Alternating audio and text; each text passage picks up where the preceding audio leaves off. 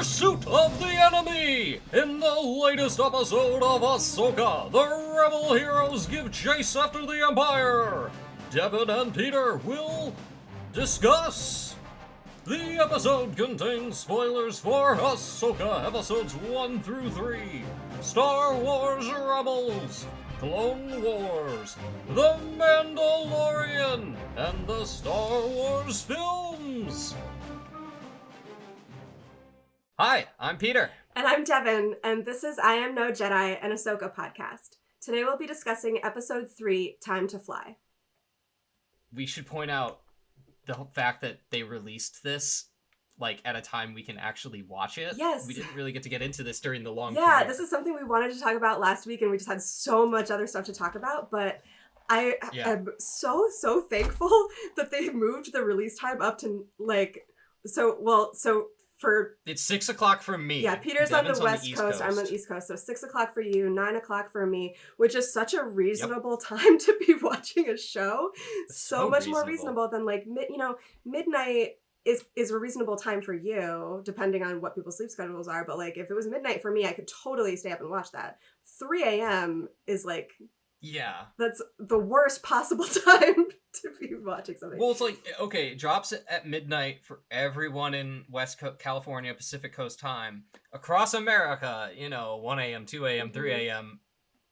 Cool. Yeah. No one's staying up that late, but you do want to see it when it drops. Yeah, I'm sure everyone's talking about this, but I'm a night owl, but I try to be in bed by 3, and if I'm so it makes such a difference. Devin and I did talk about this before, but I just wanted to say, for all you people making podcasts where you get the podcast out right after the episode drops, we're not putting our energy there. They even gave us the opportunity. They're we're dropping it at 6 and 9, and we're just we're still not in the Pinecone Derby for this. We'll do it when we do it, and it'll Boy Scout race is called. Yeah, exactly. Yeah, what monsters are you that are staying up until 6 a.m. in the morning? We gotta publish the podcast. Just chill, man. I know our rabid fans are chomping at the bit for our next episode, but it'll just come when it comes. Oh yes, all 6 of them, which was also a pleasant surprise. There was more than 6. More than 6 people listen to this? Yay! That's amazing. More than 6 people. That's know. Incredible. I'm so happy. Thank you, more than 6 people. We love you. We love you so much. The first 6, I was expecting you, but anybody past that 6th person, shout out to you, because that's awesome. Yes. Yeah. All extra credit.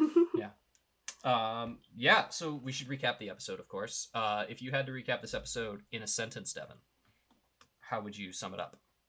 In one sentence, I would say, listen to this sentence that Peter's about to say.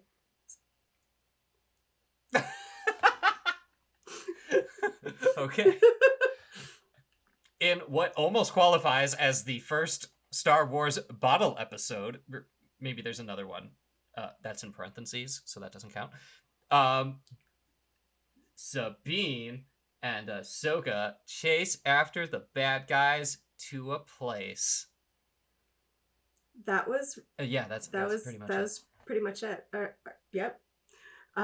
In a sentence. In one sentence. So if you didn't watch it, in terms of story beats, watch it. That's how we got you. Also, if you didn't watch it, what are you doing listening to this podcast? Yeah, seriously. You gotta watch the episode, then obsess over it more. That's the way. This is the way. This is the way. So we have Sabine training with Ahsoka on the ship. Hera tries to get them support from the Senate committee. They're nah, fam. Sabine and Ahsoka are on their own, and they have to go and find Thrawn. So what are your overall impressions of this episode? I liked it a lot. Yeah. I also did like that it was shorter than the first 2 episodes. Mm-hmm. I think that worked a lot. I wanted more at the end. I thought there was going to be 10 more minutes before another cliffhanger of sorts. But I was okay with where they stopped it. And I thought, I made a comment last week about the pacing, and I was okay, so they had 2 long episodes, and that was probably some notes they had to work with. Mm-hmm. Pilotitis, a lot of setup. Honestly, the first 2 episodes of Rebels were really long too, I think. A lot of setup.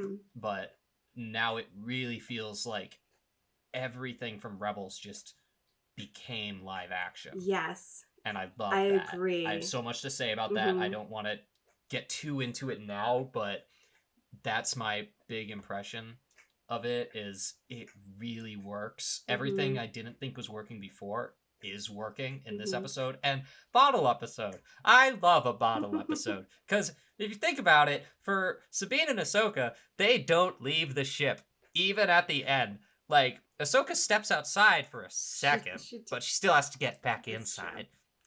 That's very true. Yeah, like, it almost qualifies for their leg of the story as a bottle episode. Really, the only, like, the scene with Hera is, like, the only episode that doesn't take place there, I think. Or the only scene.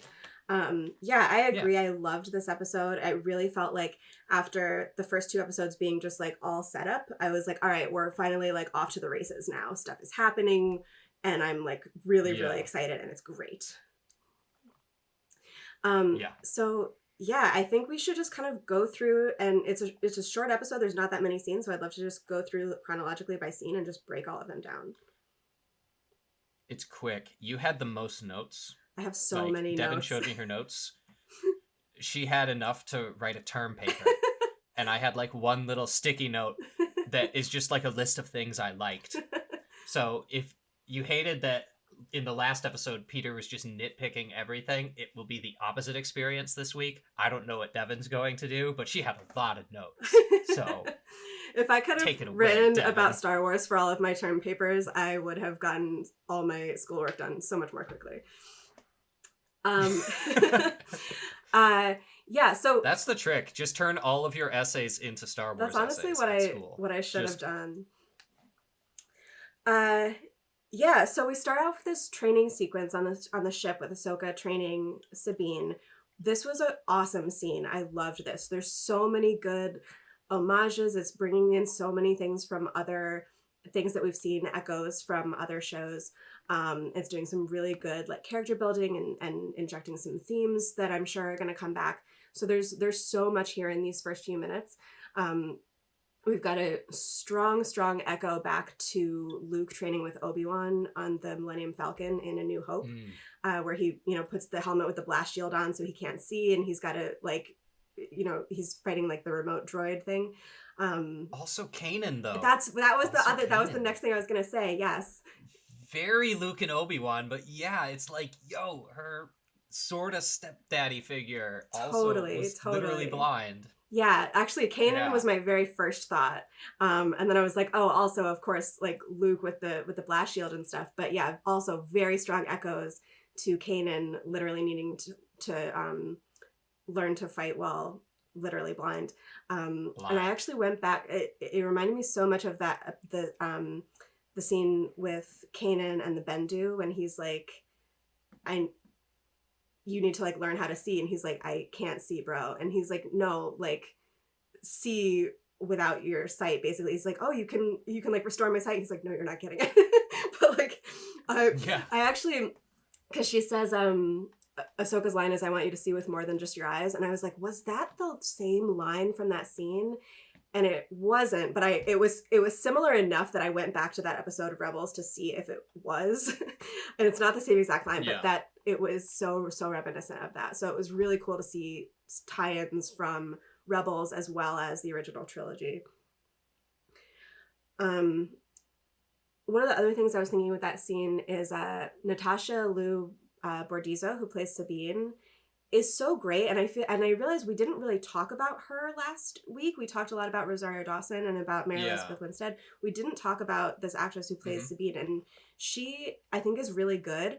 And I love a lot of the different stuff that we see from her in this episode. I think she looks great in this scene.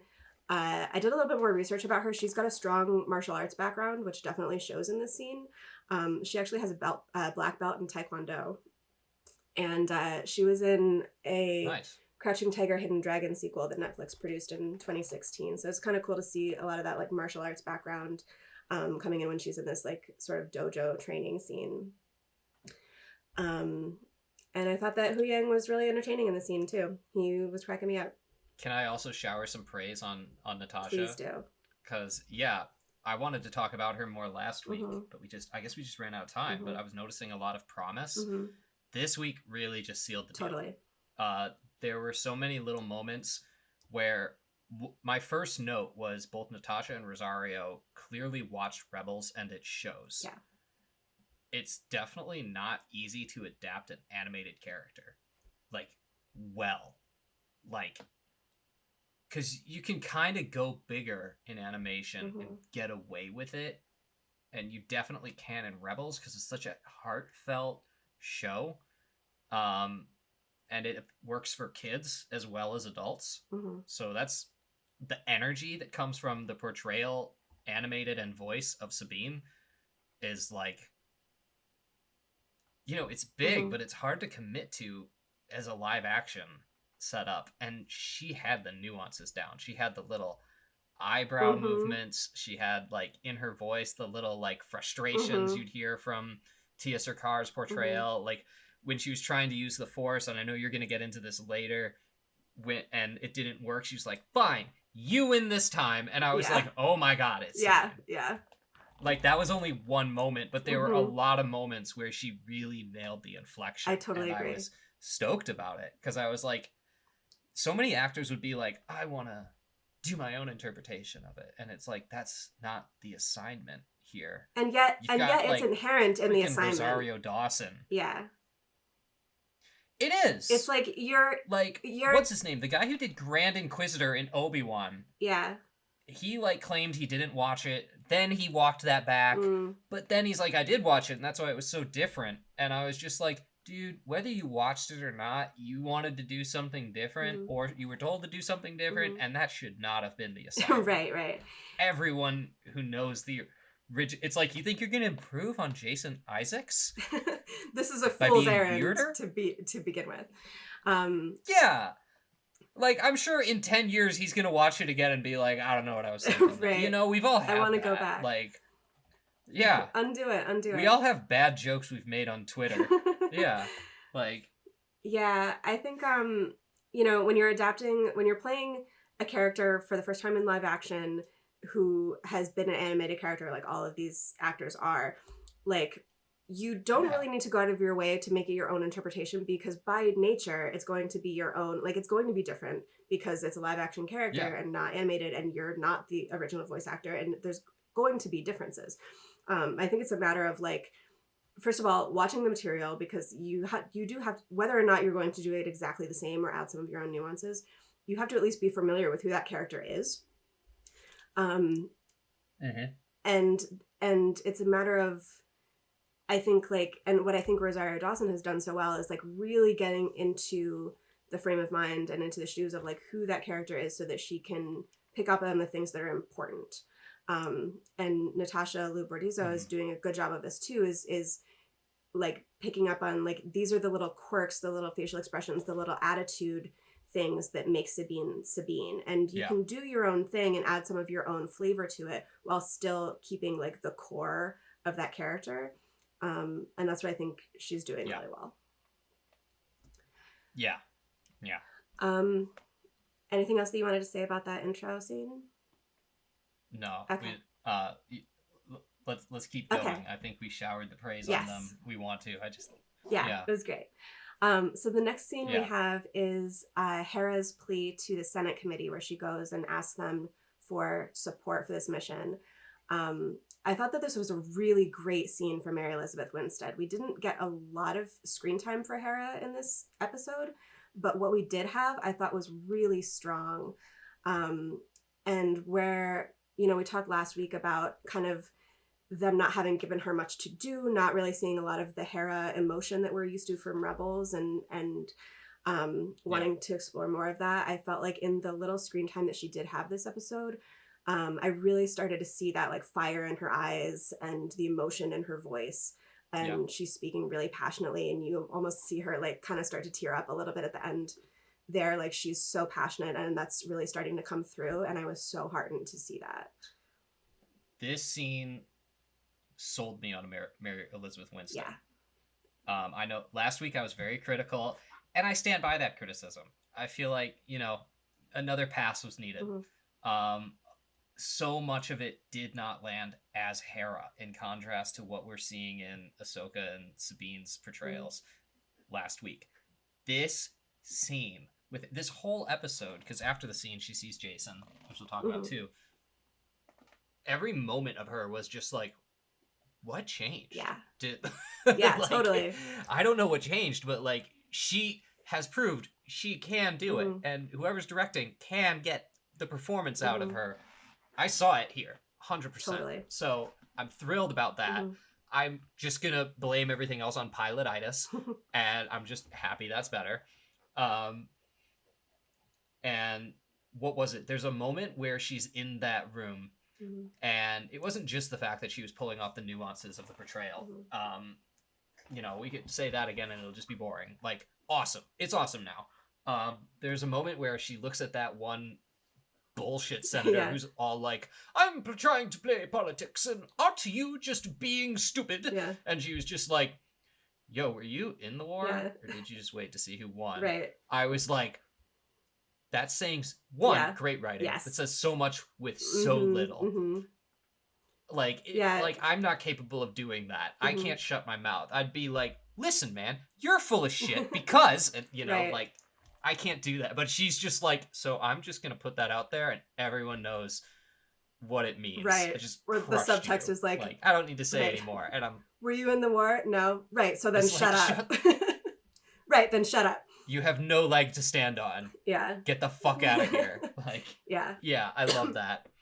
And when she delivered that line, I was like, that was my final like clincher. Yeah. She sold me. Like, she can do this. Yeah. This is great. Yeah, and then like at the very end there, when they're like, when he's like, yeah, I'm pretty sure your friend is dead, and she's like, you can't know, you don't know that. And like that was good. It was too. so good. Like the just like her immediate, like the fire in her voice and her facial expression there, like it was really really strong. Yeah, I forget how young Hera is supposed to be because she has such a strong mom presence throughout Rebels. And it can be hard to tell in animation. Right. But like, she's pretty young. Yeah. Like, she'd be furious after everything I love the line. I love the line in that scene when she's like, I've been fighting this war most of my life, because it's really true. Like, she's been doing this. She's dedicated her entire life to this cause. So it's so frustrating for her to have these senators be like, no, we think it's like probably fine. It's a wait and see. And she's like, no, that, like, you know, just that frustration.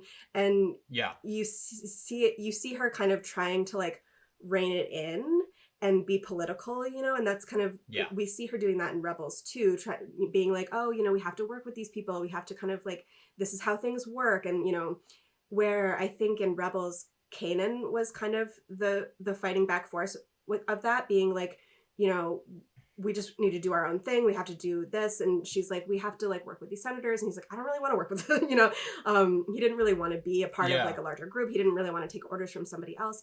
And she was kind of the one reining in, like, no, we kind of have to do this. So she's kind of having to have that whole internal struggle in her own head now. And she's feeling... Well, it's good writing. Yeah, exactly. Because, I'll just say this, like, Bad Batch spoilers, like, she shows up in Bad Batch, and so does Kanan, you know, and we kind of see both of their origin story. Like, the war comes to her home, and she ends up leaving her home as a kid to fight it.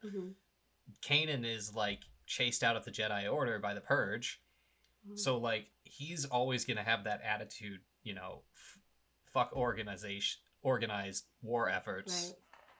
Like, to a degree, like, he wants order because he's a Jedi, but he also is like, I don't trust anybody. Right. Whereas Hera's just like, yeah, I also don't trust anybody, but I want to win. Right. I wasn't like I did come from something that still exists, a family and a people, and right. Like, I think that makes sense why she was what you're saying, the one who was a little more level-headed in those situations. But it's just like, you know, you could be at work and you could tell somebody, look, we just got to deal with these assholes. So try not to just sit over there. Try not to say anything. I'll take care of it. You know, like if you're like teaching an intern on the job, like how to deal with some bullshit. And then 2 seconds later in the meeting, you'd be like, look, why are we doing this? You know, Right, and you shoot right, yourself in the foot. right. I feel like that's the conundrum Hera finds herself in often, where she's just like good at knowing what's up, but not always good at embodying it, because it's hard, especially when you're passionate about it. Yeah, because we're here. It's what, like, this is roughly like 10 years after Rebels or so. Roughly something like that. Yeah. So like she's been at this Roughly. a while. From the time she originally like hooks up with the rebellion, to now. And so she's been dealing with, you know, the political stuff and the roadblocks and the bureaucracy and all of that. And I think at first she was like, all right, this is how the game is played. This is the channels we need to go through to like get stuff done and be part of something larger that she really believes in. But after 10 years of it, she's like, you can see that she's still very committed, but it's wearing on her having to like get approval from people who might not always really understand what's going on, or really like grasp the urgency. You know, she's feeling this like real sense of urgency that this other senator is clearly not feeling, and I can totally see that that's really, really frustrating.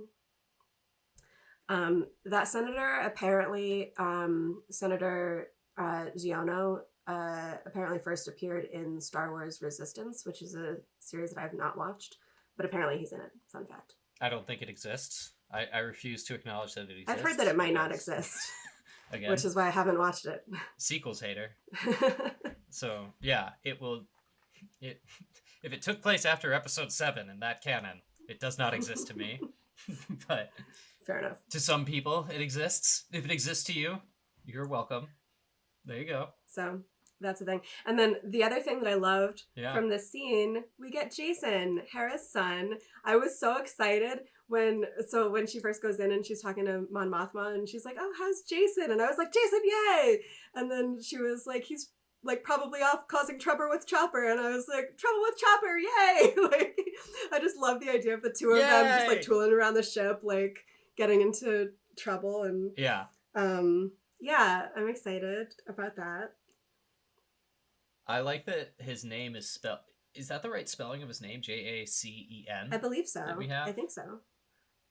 I think that's cool because that's a nice nod to Jason from Jason Solo from the books, which is a whole quick tangent.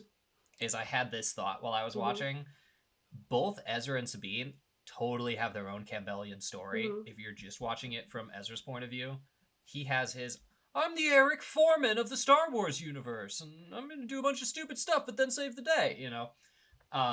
And Sabine has her whole, like, you know, underdog struggle full of potential to save the world with a tragic backstory. Like, they both have a Campbellian journey, and they're basically siblings in a found family. Yeah.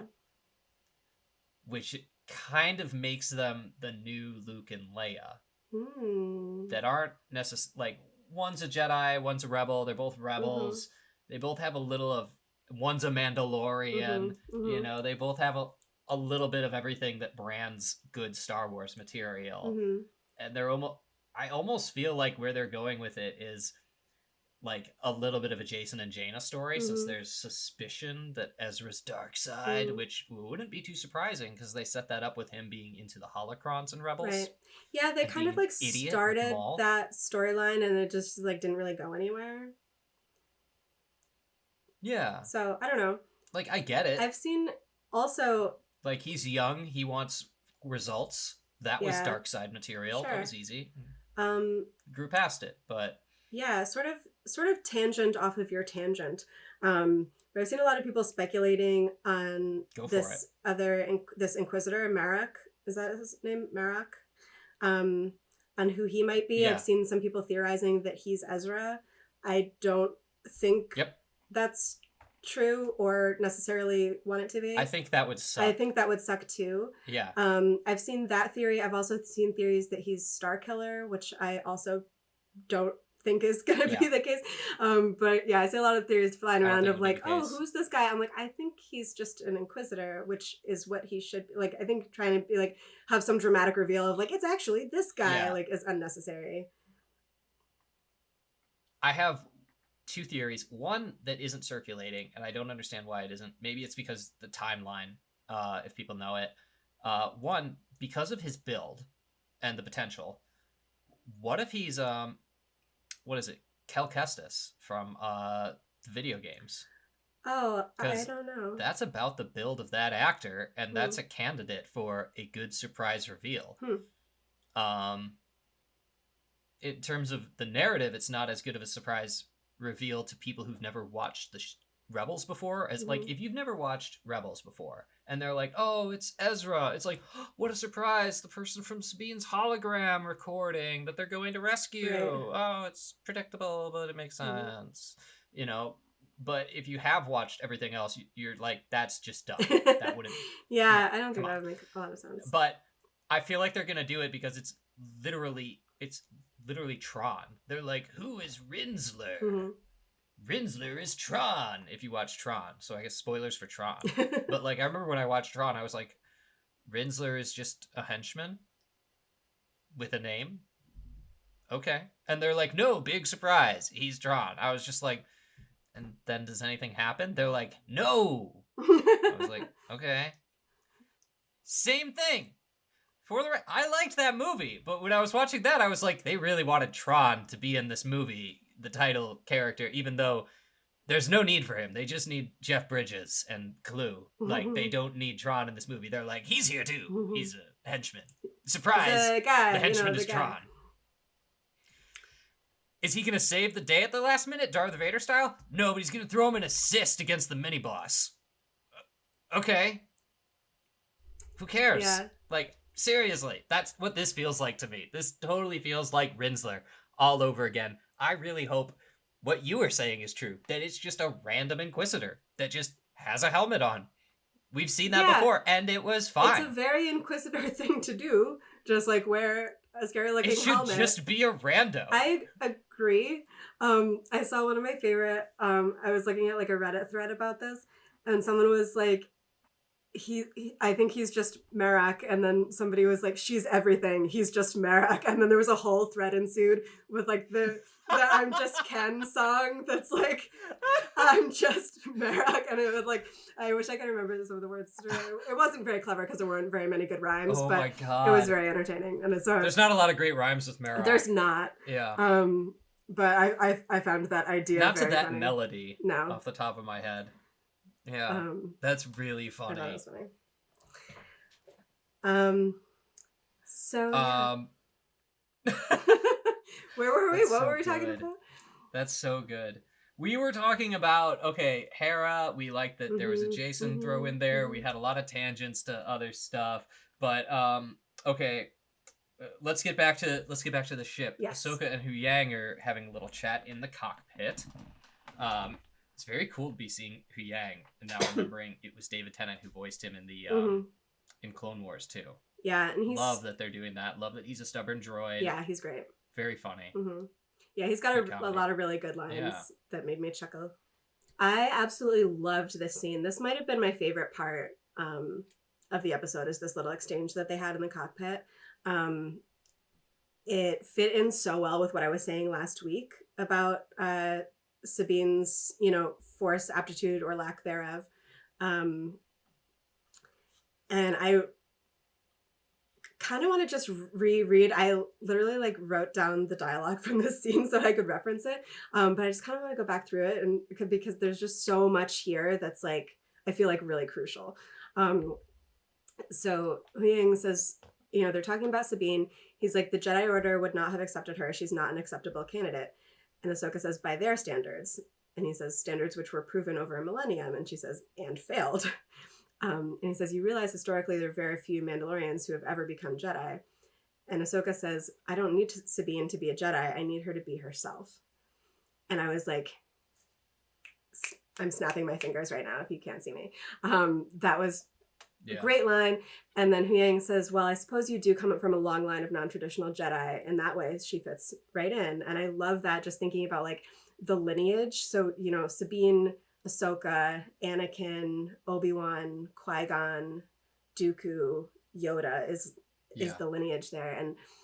And that's true. And like of those, like other than Yoda, Obi-Wan is probably the most traditional Jedi in that line. But it's true, there's a lot of like, it's a very interesting lineage to be a part of. I like that that's acknowledged. It's true. And yeah, the idea that, like I said last week, Ahsoka is kind of like reinventing what it means to be a Jedi and who can be a Jedi and what's entailed and what's necessary. And you know, when she says, you know, I don't need her to be a Jedi, I need her to be herself. I think I'm seeing a lot of her own history. I'm seeing her thinking about like her experience with the Jedi and her time in the Jedi and her walking away from the Jedi, because a lot of, and like the journey that she's had to go on to like make her own way in the galaxy and become who she is separate from the Jedi, and realizing that she wasn't really able to be her full self in the Jedi because they have a very, very strict and very narrow view of like what a person needs to be, right? And Anakin didn't fit into that, and actually a lot of people didn't fit into that in that lineage specifically, but also outside of it. So the idea that she's kind of taking a step back and being like, actually, maybe it's more important for somebody to be themselves and to work with them and train them and make them the best version of themselves that they can be, rather than trying to fit them into this narrow little box that the Jedi always tried to fit people into, that wasn't always necessarily the best approach, you know? Yeah. I had a lot of thoughts about that scene too. I'm glad you brought it up, because I didn't make a note of it because I was just so sucked into it. One, the conversation between Ahsoka and Huyang almost feels like a civil conversation with a boomer. In that it's like, I have a different thought process about how the world is supposed to be.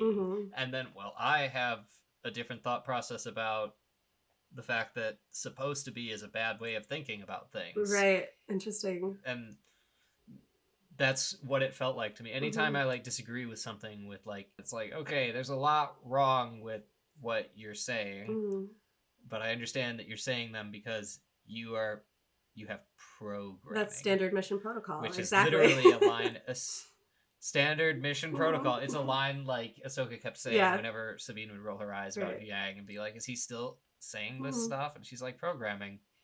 Like, that's how people are too. It really is. So I need her not to be a Jedi. I need her to be herself. Really like that. It said a lot. I don't think she's trying to train her to be a Jedi, even though she called her Padawan in the last episode. I think that's just a term of endearment that says, I will be your master. That's a relationship form she's willing to take on and give Sabine, who is asking for it and putting in the work for it and has earned it as a fellow fighter in the war against the Empire.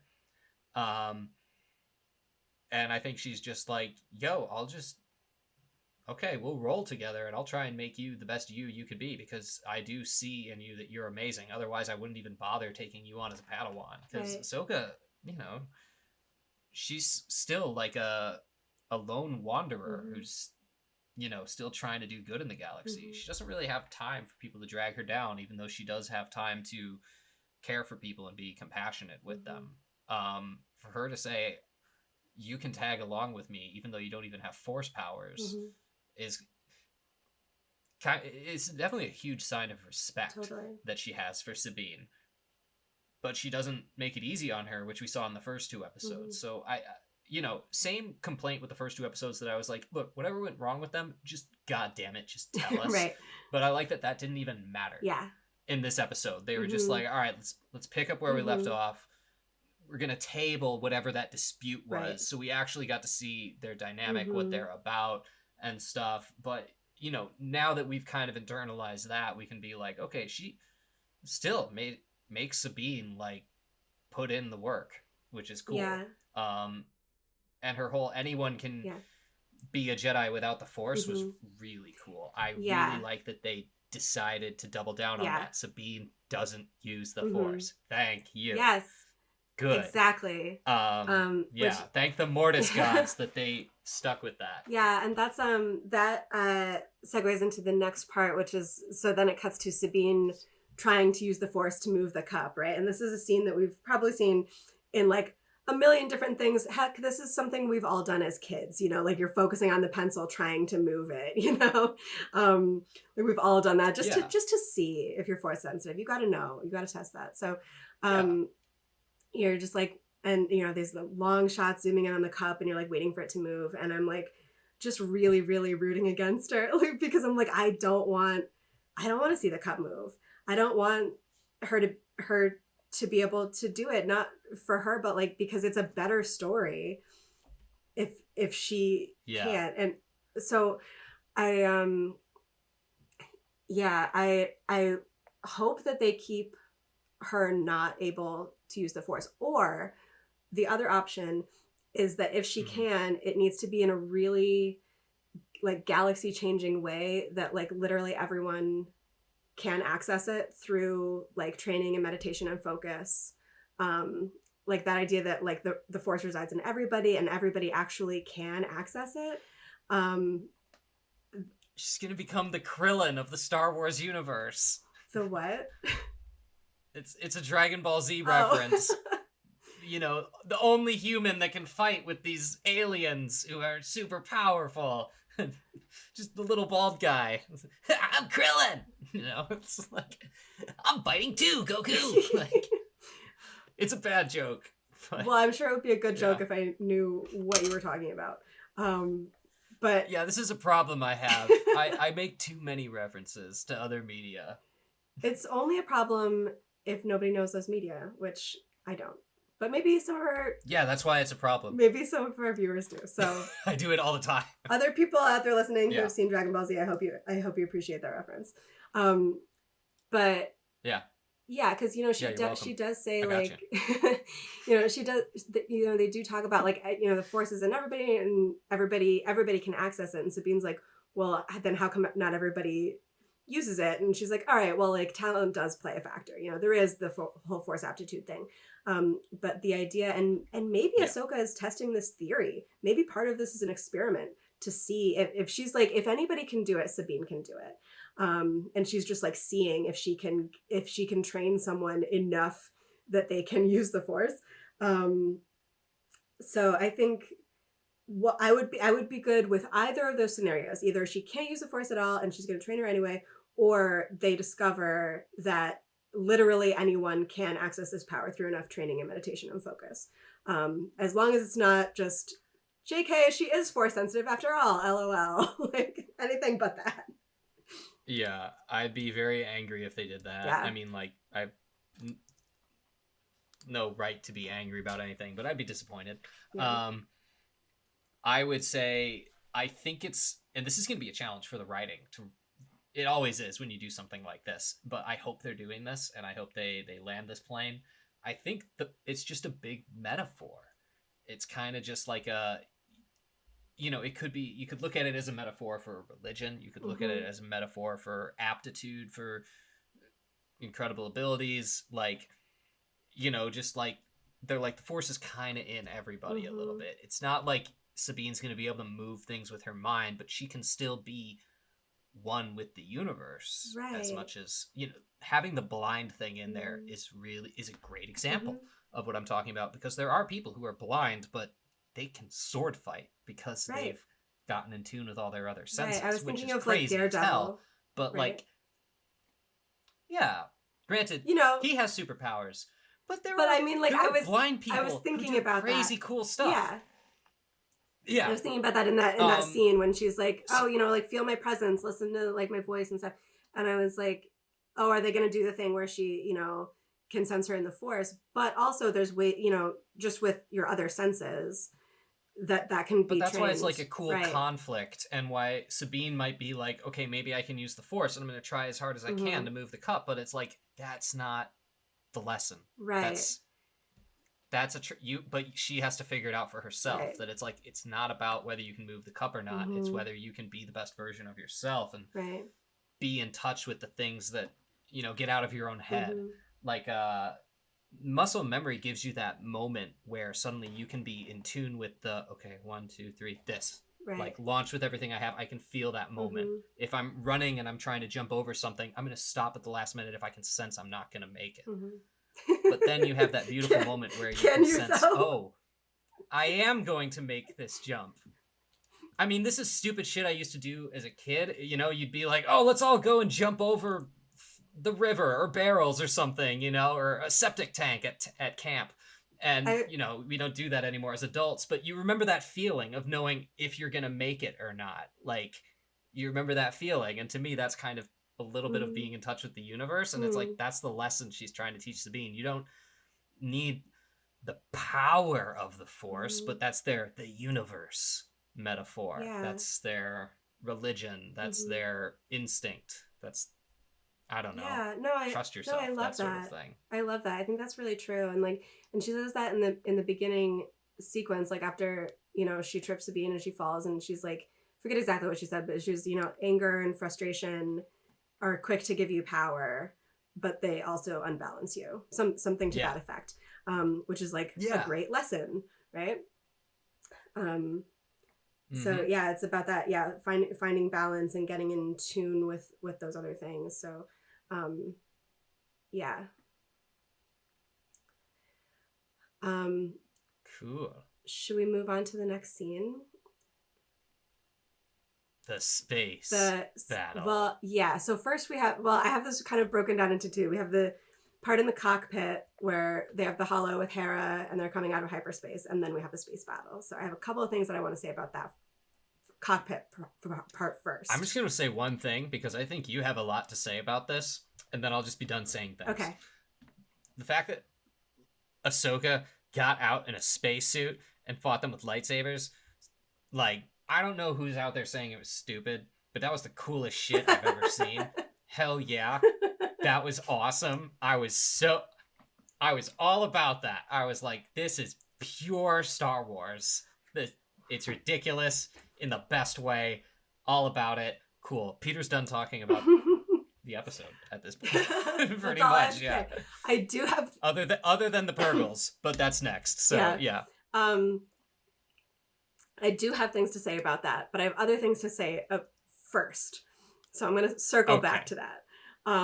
Cool. So, well, I guess I'll just jump in because we're talking about it now. But I'm gonna go back. Okay. Now Sorry. it's in my mind. Sorry if I messed up your. No. It's okay. It's okay. I'll go back to my other things. So, yes, this was awesome, and I am sorry that I'm going. In the beginning, you were like, "Oh, is there anything you didn't like about this episode?" And I was like, "I have one thing." And I am really sorry, Peter, but this is it. And it's not that I didn't enjoy it. It was awesome. Okay. And this was very clearly set up just so that they could do this.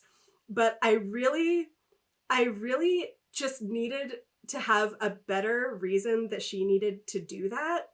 And I needed a better reason for Shin to not just have like shot the ship.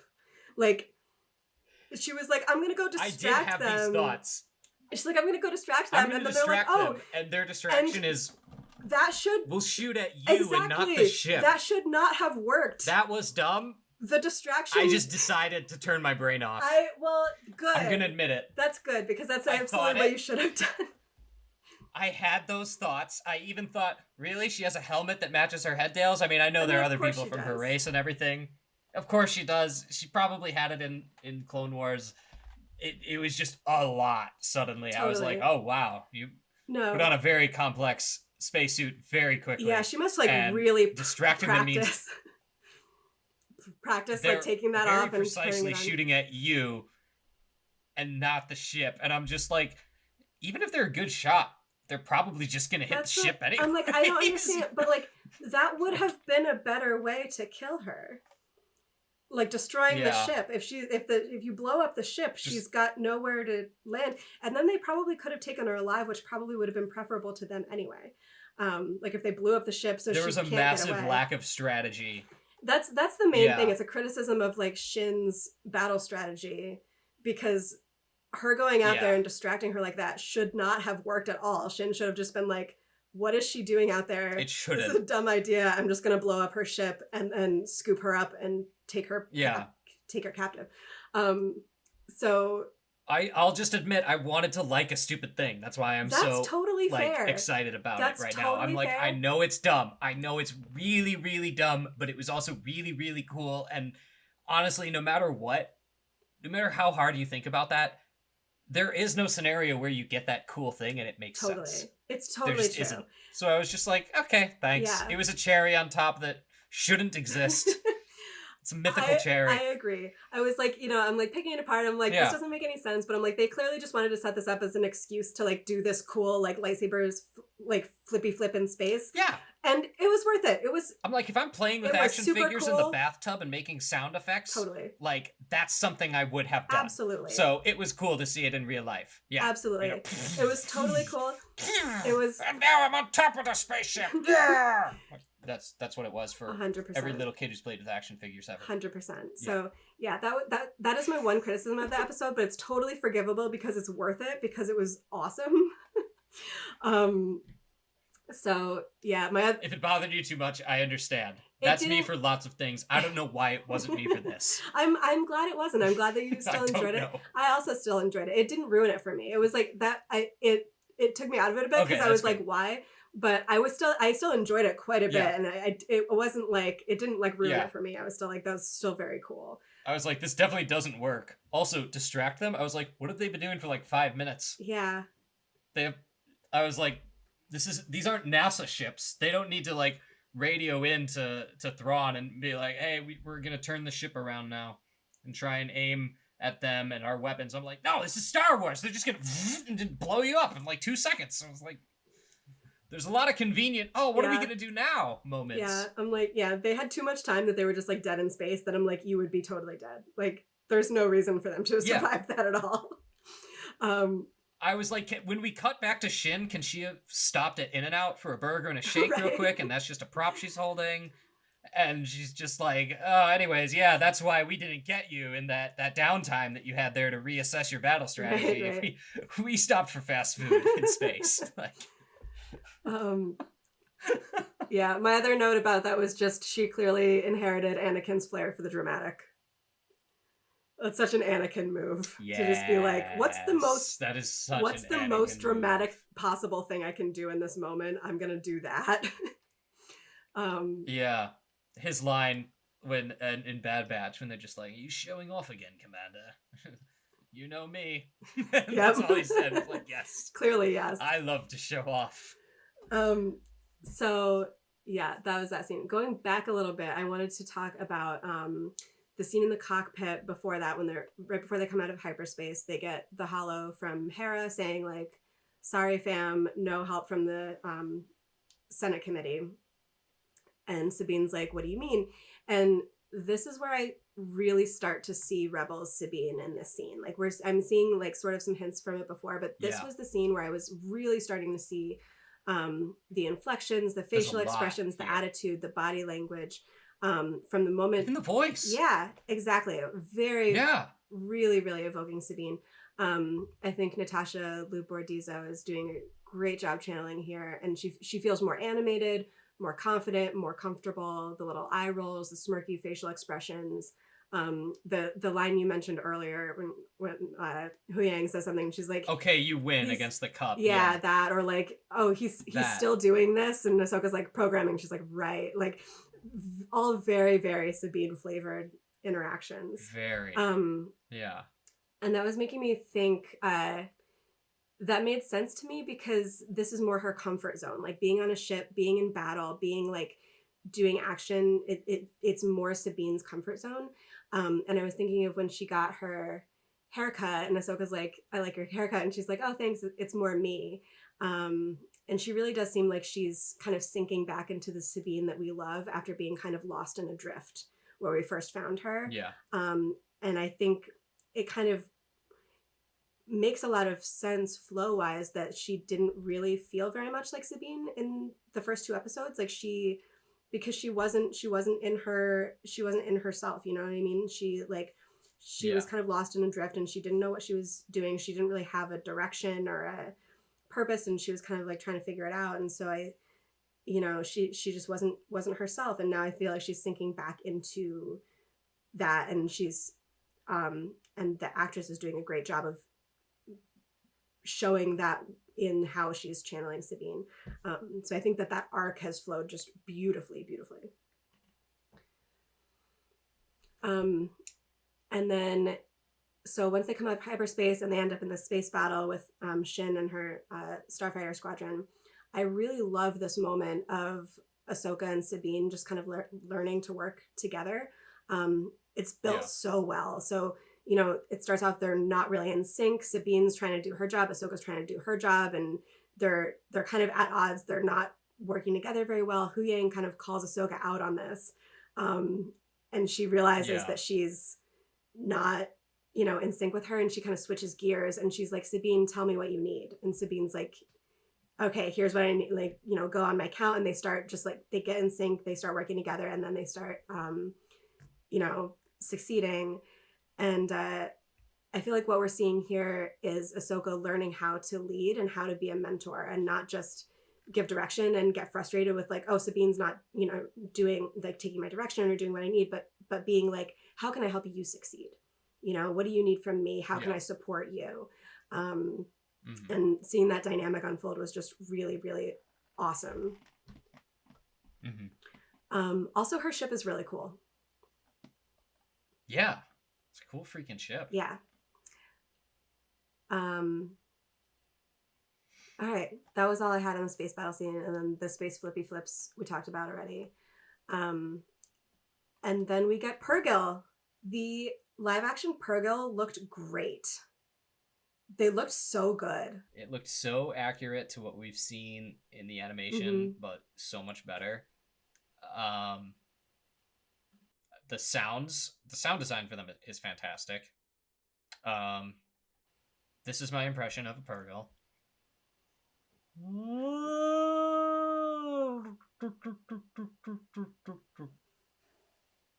And what I just said there was your mom in Purrgil. That was pretty good. That was good. I got it. Thank you. Beautiful. Yeah. well done. Just imagine you're saying your mom and you can speak Purrgil. Yeah. I had to redeem myself for my bad impression of Thrawn, so I picked a whale noise to do that. That should do it. That should hold us over until next week. I like that we were teased the Purrgils and we got them really quickly, and they looked really cool. And I'm just glad that we got them because they're such a big part of the Rebels universe and story. And it says, hey, if you're worried where this is going, we're already going to a place you want us to go. Yeah. Felt a lot of reassurance seeing that. And also, just gotta point this out. If you watch the trailers, which Devin and I tried not to, I watched one more trailer than I should have, and it spoiled something well, we've already seen it. It spoiled that Sabine was going to be her Padawan, and I was like, I don't like that. But like when that happened, I was like, I wish I hadn't seen the trailer now, because I was just like, I wish that was a surprise for me too, whether good or bad. So don't watch Disney trailers anymore. Apparently, I have been trying to avoid them. What are you doing, marketing? I've been trying to avoid them like the plague, and stuff keeps sneaking through, and I see like little snippets will like come up on like a preview or something, and I'm like, nah, and I'll literally like lunge for the remote to like mute it. I'm like, I do the whole like, what's it called? That's so frustrating. The Ted Mosby, like the media blackout device. I know what you're talking about. The like Desensinator 5000 or whatever he calls it. But yeah, every time something comes on, I'm like, I don't want to know. So because I love being like surprised by things. This is a good note. If we manage not to watch any more of the promos or anything, we're good. Because if you're like me, if you saw any of the trailers like before the show came out, aside from a lightsaber battle between the titular characters and the antagonists, that is the only footage from the trailers, that and one frame of Thrawn, because we know we're eventually going to see Thrawn, and it showed like one shot of just, oh, there he is, that's what he looks like, good, he looks good. aside from a frame of Thrawn and the fact that there's going to be a predictable lightsaber fight between the good guys and the bad guys, we've seen everything that's in the trailers now. Honestly, after the first 2 episodes, I felt like we'd seen everything. There was nothing from this episode, for the most part, in the trailers, I think. So that means we have 5 episodes left. I think, is it 8 episodes or 10? I'm pretty sure it's 8. Either way, it's more than the usual 6. Okay, yeah. I knew it was 8 or 10. I knew it was more than the usual 6 episodes, and I was like, yeah, lots of Ahsoka. So we have 5 episodes of completely uncharted territory, and they've already covered all the ground in the trailers, and I'm thrilled about that. I'm so excited that we have surprises in store. I agree. I love surprises, and like I try to go into everything like as fresh as possible, knowing as little as possible, and it bugs me so much. Like I had heard already, you know, I'd seen stuff about Ahsoka or about Sabine being Ahsoka's Padawan, and I was like, wish I didn't know that. I had heard stuff about Jason being in it. I was like, wish I didn't know that. I've heard another thing that I wish I didn't know. But I'm just trying to like keep my mind as blank as possible. But yeah, I'm really excited that I have no idea what's going to happen next, and that's really exciting to me. I also just wanted to say, so the very last thing, so we see the Purrgil and then they land and they explain that the migration patterns of the Purrgil are how they would find the hyperspace lanes, the intergalactic hyperspace lanes. I want to give a shout out to my coworker Jeremiah, who totally called that. We were talking about it in the studio the other day because he listened to our first episode, which was awesome, and so we were chatting about it and about the map thing and like, where did this map come from? And he was like, well, I wonder if it was like, it had to have been like sorry, had to have been like somebody who went and came back, and I wonder if it has to do with like the migration patterns of the Purrgil. And I was like, oh, that would actually make a lot of sense. And then I was like, that actually would make... Good call, dude. I was like, that actually would make too much sense, which makes me think that's probably not it. It was like... He was like, oh, you think Star Wars... But it's Filoni, so it will be good writing. Yeah, no, exactly. Yeah. He was like, oh, that makes too much sense for Star Wars to actually do it. I was like, yeah, I think so. But yeah. So when they revealed that, I was like, oh man, he totally called that. But I think that makes a lot of sense and assuaged a lot of my fears about like this random map, you know, that I talked about in the first episode, being like, why does this map exist? Actually having a reason that they have a map of like the migration patterns, having that actually make sense is just so lovely. What a nice thing to have closure about. The Perdia things, I went down a rabbit hole about like the Perdia. Oh, did you? Other galaxy and how it's connected to the Night Sisters and stuff. So I'm like, like the theory is like the Night Sisters are essentially alien entities that originally came from that other galaxy. And like there's different interpretations of it, like, oh, they're trying to get back or things like that. But either way, it's like they're an unknown quantity, and that's why they deal with the Force differently, however they got there. So it's just a theory. That's interesting. That's tying some ends together like that. But it's one more thing that says, yes, the fact that this map exists is just, look, they knew the whales went somewhere. The whales are tied to the hyperspace lanes. They're tied to Perdia, which is one of the other galaxies that's accessible through them. They're tied to the Night Sisters. There's a lot of stuff that does intersect in the history of the galaxy that makes it so it's just like, okay, we know they took this exit. Right. There are breadcrumbs to figure out how to get to that exit if you're not a space whale or a super ancient advanced alien race from other galaxies far, far away. Yeah. So like I'm like, that works. That makes this map work, unlike all the other stupid maps. That was just like, I was like, oh, it's so refreshing to actually... Sequel trilogy doesn't exist. I was like, oh, it's so refreshing to have like a reason for this, which I wasn't expecting to have, because I was like, this is the sort of thing Star Wars does all the time. Just like, here's a map to a thing because it is. Yeah. To actually have like an explanation for it is nice. Thanks, Dave. Yeah. I feel like Dave had some ideas maybe when they were making the movies. And then they were like, oh, yeah, I love that. We're going to bastardize it. And Dave's just like, I don't know what they did with our treatments. I'll just do my own thing, guys. Yeah, guys, try to ignore what they did. That was stupid. We have good stuff, you know. I don't know. I don't speak for them. I just like to imagine something like that happens. Yeah. What do you know what you might like to see in the next episode? More Chopper. Yeah! I will say it again and again. This will be my answer for every episode when you ask this question. More Chopper. Preferably causing trouble with Jason. More Chopper. Preferably causing trouble with Jason. Yes. Also more Hera. I'm super psyched to see more Hera, especially after this episode, after seeing really what I was looking for from her in the first 2 episodes. I'm just super excited about her now, and I just want to see a lot more. I want more Chopper with his BFF, the Alan Rickman droid. Yes! I love the Alan Rickman droid. Yeah. I would love to see him. Who is not voiced by Alan Rickman, but totally has Alan Rickman energy. Totally sounds just like him. And I'm sorry, R2D2 and C3PO fans, but they are just so superior as a droid duo in every way. It's 100% true. One episode with them is better than 100 episodes with R2 and C3PO. I agree. I was actually thinking about that the other day because I rewatched that episode recently, and I was like, it's such a difference with Rebels and Clone Wars, because Clone Wars I'll specifically skip all the droid-centric episodes because I'm like, these are all terrible. And with Rebels, I'm like, I was specifically going through, because I was doing like a quick rewatch before this series and only watching the episodes that I was like, that are the important ones. And I got to that one and I was like, oh, I have to watch this one. And it's not important to the story at all. It's just like a side, but I love it so much.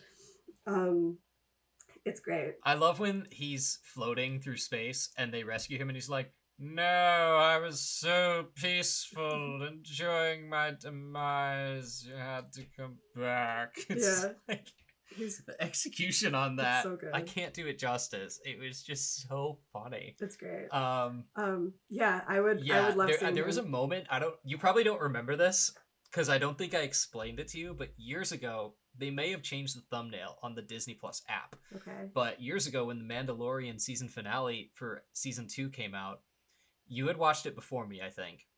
And I texted you a picture when I saw the thumbnail, because the thumbnail was a picture of a droid that looked like Alan Rickman droid. Uh-huh.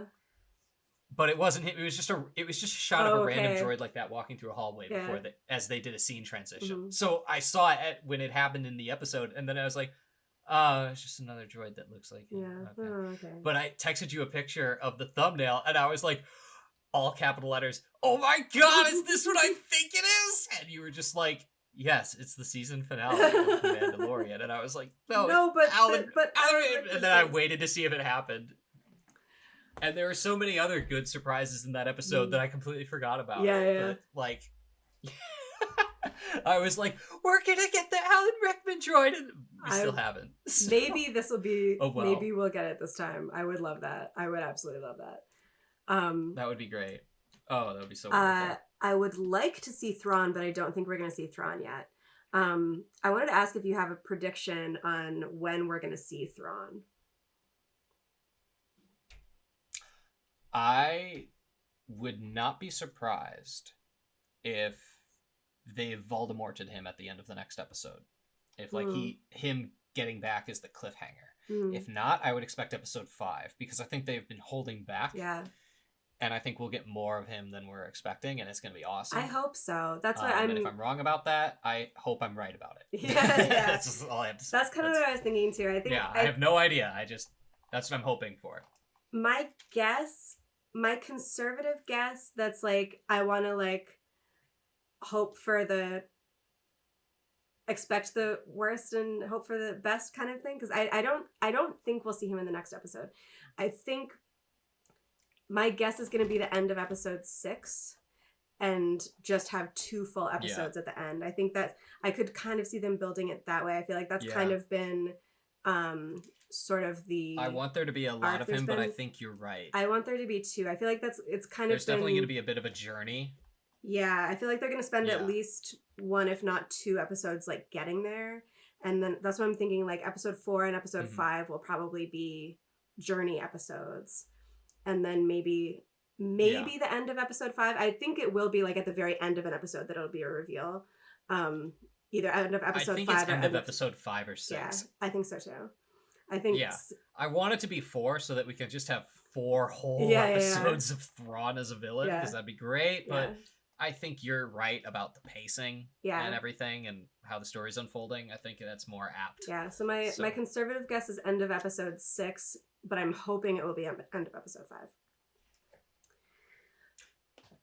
And was there anything you wanted done differently in this episode, or was it just that Shin should have been smarter? That was my only thing. Shin should have been smarter. That was it. And she came in so cocky too. She pissed off Morgan Elsbeth so much when she comes in and she's like, congratulations, she's like, Morgan, you suck. She's like, congratulations, you almost got her. And Morgan Elsbeth is just like seething. She's like, oh, she's so mad. And she's like, don't worry, I'll take care of it for you. And then she just like does the stupidest thing possible. Like, you came in way too cocky for how much you botched that. She's like, I got this. And then proceeds to do the Nutcracker dance in space around Ahsoka for an hour until she fails to shoot her down. She literally, and I was just like, okay. A couple years ago, I was trying to play chess with Chris. And we don't play chess. I don't remember the context for like why we were playing this.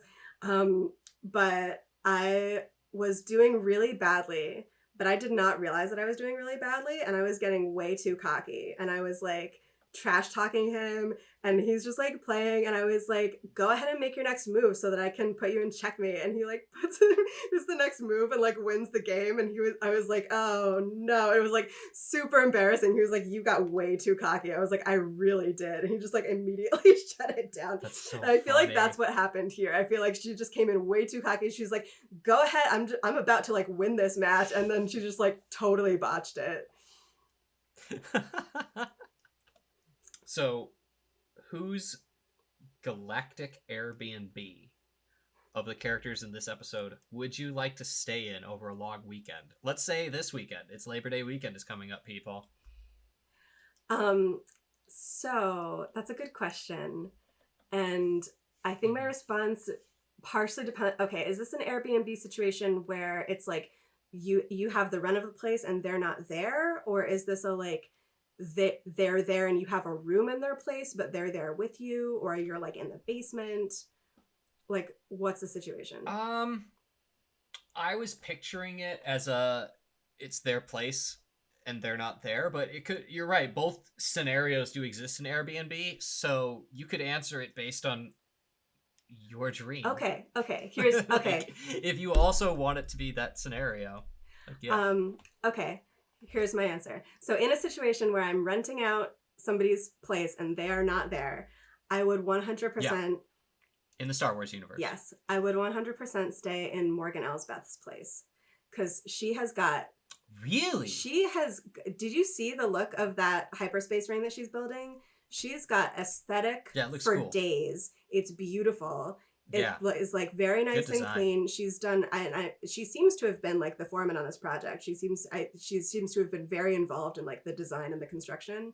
So I feel like she would just do a really lovely job, like creating a space that feels like elegant yet homey and functional. I feel like it would be a lovely place to stay.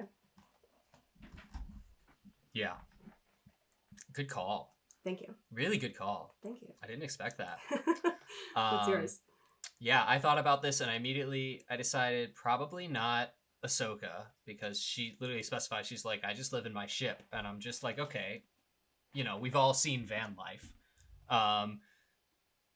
Sabine is basically like, do you want to couch surf in your 20s at your friend's place that has a lot of artsy stuff going on? Cool, but not the ideal. Neither of those are an ideal Airbnb situation. Yeah. As much as they could be a very fun, groovy lifestyle. So I gotta go with Mon Mothma because she rich, bitch. Like that's very true. Very true. Yeah.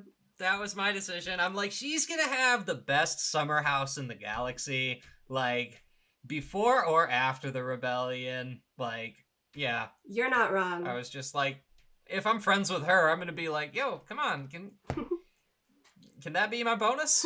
I stay at your summer house? Maybe on the boo. Totally. That's an excellent answer. Excellent answer. And that's our show. If you enjoyed turning into our galactic frequency, we thank you for listening and hope that you'll join us again for next week's episode in another podcast in a galaxy far, far away. Are we allowed to say that last part? Well, we did.